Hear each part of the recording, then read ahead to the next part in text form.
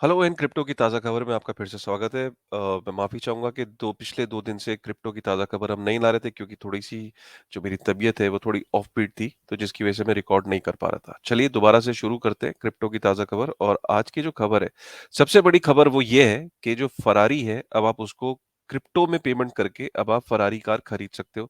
Reuters की ये खबर आ रही है, तो यूएस के अंदर जो फ़रारी है उसने ये फिगर आउट किया कि जो फरारी के जो बायर्स हैं, जो फरारी की जो कम्युनिटी है, जो फरारी के ओनर्स हैं, वो काफ़ी सारे लोग जो हैं वो क्रिप्टो में भी इन्वेस्टेड है और वो काफ़ी बोलते थे कि फरारी को एक फीडबैक आता था कि आप कब अपनी कार्स को क्रिप्टो में बेचना शुरू करोगे? तो अभी फरारी ने यूएसडीसी इथेरियम और बिटकॉइन के अंदर पेमेंट्स लेना शुरू कर दिए। अब देखने वाली बात है कि टेस्ला ने भी अपनी जो कार थी वो बिटकॉइन के अंदर बेचना शुरू करी थी, बाद में उसने बंद कर दिया था। ईएसजी और क्लाइमेट को लेके जो गाइडलाइंस आई थी उनको लेके उसने एक रीज़न देके उसने बंद किया था। बट टेस्ला भी अब बिटकॉइन में बाय कर सकते थे, लेकिन अब फरारी क्योंकि एक ग्लोबल ब्रांड है, चाहे लोग इसे ओन नहीं करते हो, लेकिन हर बच्चा जब बड़ा हो रहा होता है तो एक बारी फरारी के टॉय से ज़रूर खेलता है। फरारी का ब्रांड रिकॉल बहुत ज़्यादा है।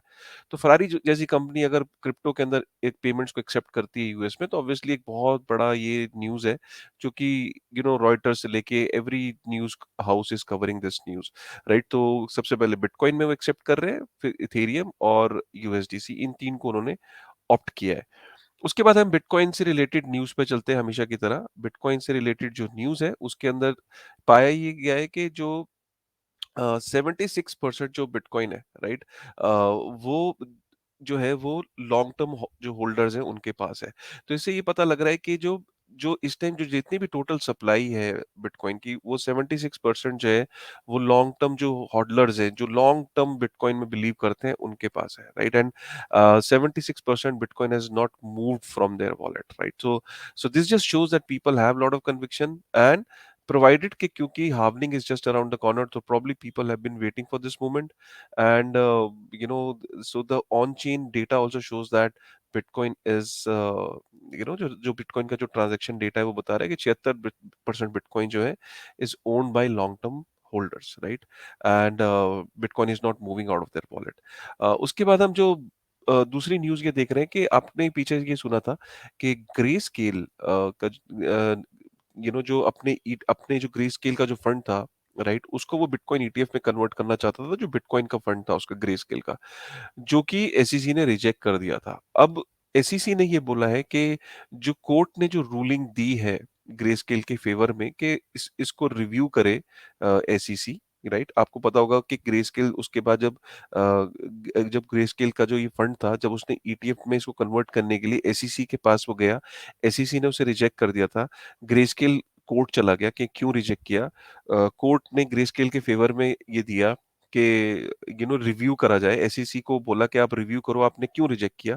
तो आइडियली ये होता है कि एसईसी के पास एक ऑप्शन ये रहता है कि वो ग्रेस्केल का जाके ये जो जो ग्रेस्केल के फेवर में जो ये आया है, वो उसको जाके रिव्यू कर रहा था, रिव्यू पिटीशन डालता कोर्ट के अंदर, लेकिन वो ऐसा उसने डिसाइड किया कि वो नहीं करेगा।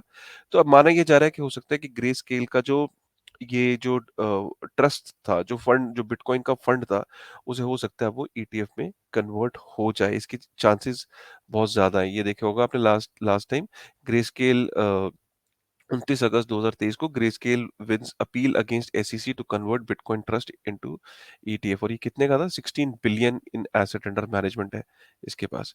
बिटकॉइन का डोमिनेंस जो है वो बढ़ता जा रहा है। बिटकॉइन का डोमिनेंस ये होता है कि अगर टोटल मार्केट कैप में रिसेंटली बिटकॉइन का डोमिनेंस 51% पहुंच गया था, जो कि काफी साल से, मतलब एक साल से 37 to 40% की रेंज में था, लेकिन अचानक बिटकॉइन का डोमिनेंस बहुत बढ़ गया है। क्लियरली ये सिग्नल दो तीन चीजें देता है। एक, कि लोगों का जो एफटीएक्स और जो पीछे लूना और इस सारे फियास्को के बाद लोगों का ट्रस्ट अब इस चीज में बढ़ा है कि नहीं यार, बिटकॉइन के अंदर ही ज्यादा हम वेल्थ को स्टोर करते हैं, bitcoin is here to stay.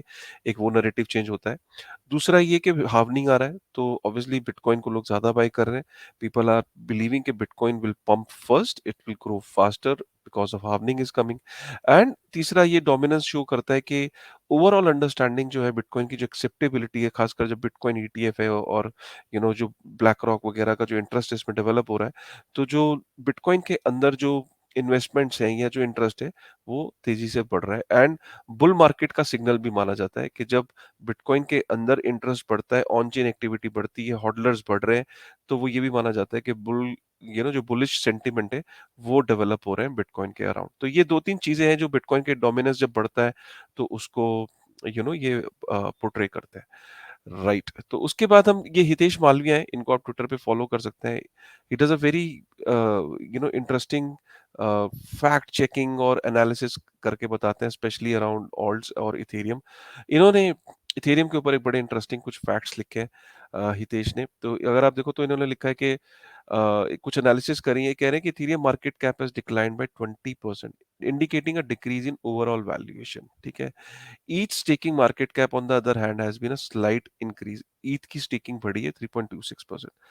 Total of Ethereum जो है इथेरियम की सप्लाई इंक्रीज हुई है, तो इसका मतलब ये इन 0.34% जो कि एक मॉडरेट इंक्रीज है, इन्फ्लेशनरी हुआ है बिटकॉइन, राइट?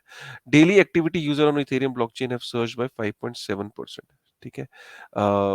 इथेरियम के जो हॉडलर्स हैं they have increased by 4.4%, suggesting a growing community of long-term investors, right? और Ethereum का trading volume has decreased by 14%, indicating reduced trading activity on Ethereum on exchanges पे।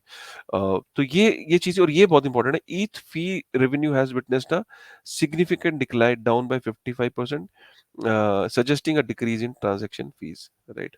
So ये कुछ facts हैं Ethereum के अराउंड जो इन्होंने यहाँ पे बताए हैं, इनको आप फॉलो कर सकते हैं ट्विटर पे। उसके बाद ये बहुत इंपॉर्टेंट खबर है यार कि एक बिजनेसमैन था दिल्ली के अंदर, उसका हॉट वॉलेट्स में उसने एक क्रिप्टो को रखा हुआ था।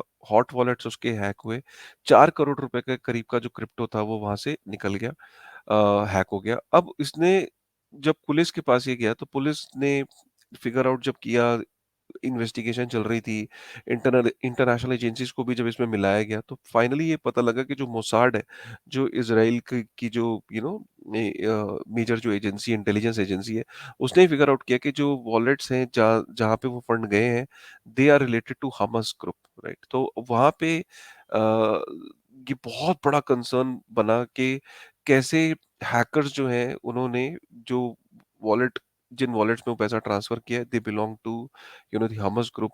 तो यहाँ से ये लर्निंग मिलती है कि आपका जब भी कोई वॉलेट हैक होता है, चाहे वो कितना ही छोटा अमाउंट हो, कितना ही बड़ा अमाउंट हो, आपको इमीडिएटली उसको रिपोर्ट करना चाहिए। अगर आपने सोचे इस बिजनेसमैन ने रिपोर्ट नहीं किया होता, एक एक इमेजिन करिए कि बिजनेसमैन चुपचाप बैठा होता और कहता ठीक है यार, हैक हो गया, कोई बात नहीं, मैं कहीं नहीं जा रहा।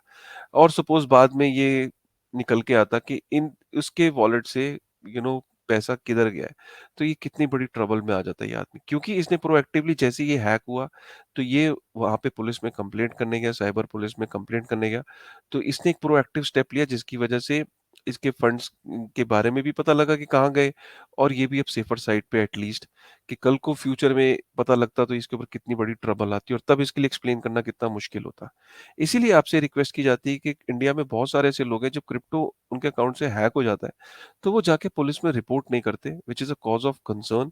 उनसे रिक्वेस्ट यही है आपसे, जब भी आपके क्रिप्टो ऐसा कोई वॉलेट हैक हो तो ज़रूर जाके आपको एक बारी रिपोर्ट करना चाहिए, ठीक है?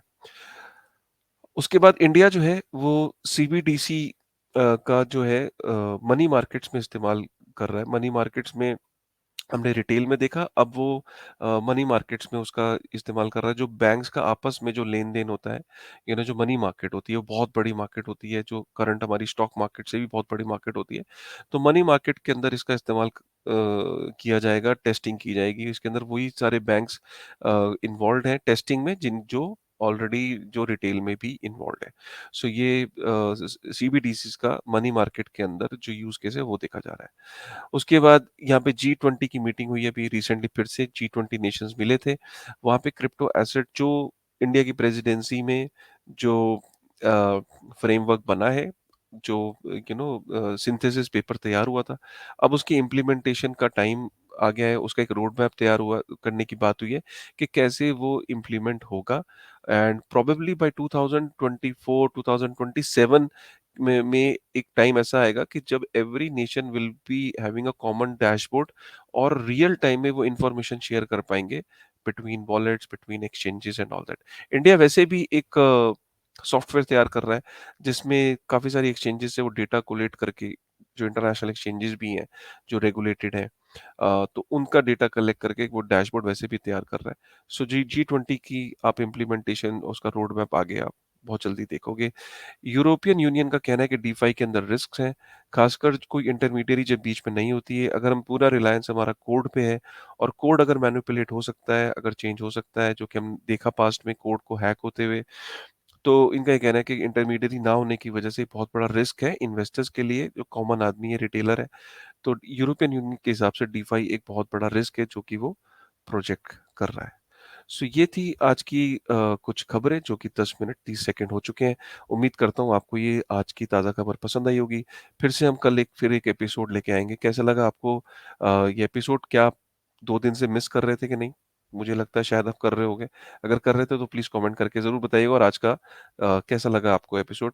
मैं इसका बेसब्री से इंतज़ार करूँगा आपके फीडबैक का। With this thought, thank you very much.